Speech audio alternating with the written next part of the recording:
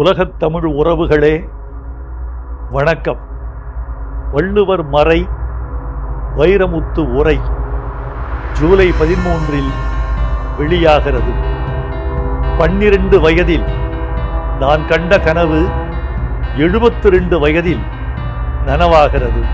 உலகத் தமிழர் கண்களுக்கு முதலாய் முகப்போவியத்தை அறிமுகம் செய்கிறேன். ஓவியத்தில் ஐயன் வள்ளுவரையே மையப்படுத்தி இருக்கிறேன்.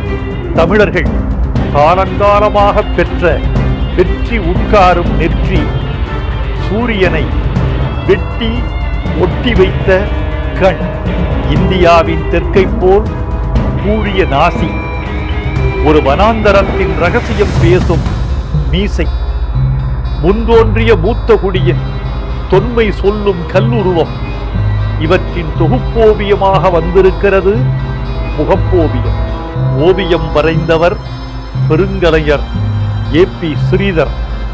முதலில் ஓவியம் படைக்கிறேன், ஜூலை 13 வள்ளுவர் காவியம் படைக்கிறேன். இதோ நீங்கள் முத்தமிட்டு மகிழ முகப்போவியம்.